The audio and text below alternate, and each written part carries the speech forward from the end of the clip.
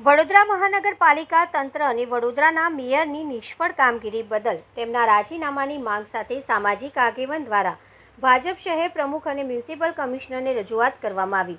વડોદરા મહાનગરપાલિકામાં છેલ્લા કેટલાય સમયથી વિવિધ પદ અધિકારીઓ જાણે અજાણે ભ્રષ્ટાચારમાં સંડોવાયેલા હોવાનું બહાર આવ્યું છે। શહેરમાં ઐતિહાસિક ધરોહર સમાન હેરિટેજ ઇમારતોની જાળવણીમાં પાલિકા તંત્ર નિષ્ફળ રહ્યું છે। વિશ્વામિત્રી નદી પરના ગેરકાયદેસર દબાણોના કારણે શહેરમાં માનવ સર્જિત પૂરગ્રસ્ત વર્ષ આવ્યું હતું, જેમાં વેરો ભરતા શહેરીજનોને ઘણું નુકસાન વેઠવું પડ્યું હતું। વિશ્વામિત્રી નદી પરના ગેરકાયદેસર દબાણો દૂર કરવામાં પણ તંત્રની કામગીરી શંકાસ્પદ રહી છે। હરણી દુર્ઘટનામાં 12 બાળકો અને 2 શિક્ષિકા મળીને 14 લોકોને ન્યાય નથી મળ્યો। પૂરમાં 12 લોકોના મોત છતાં કોઈને શહેરના નાગરિકો માટે સંવેદના નથી અને પૂર્વ મ્યુનિસિપલ કમિશનર દિલીપ રાણા તથા વિનોદ રાવ કે જેઓના રાજમાં ભ્રષ્ટાચાર થયો હતો તેઓને મળવા સ્વાગત કરવા મેયર તથા વર્તમાન પાંખો તત્પર હોય છે।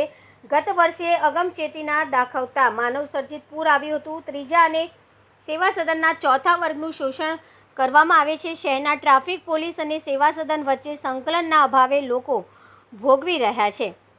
શહેરમાં દબાણો હટાવવાના નામે લાખોનું ઉઘરાણું કરી ગરીબોને પરેશાન કરવામાં આવી રહ્યા છે।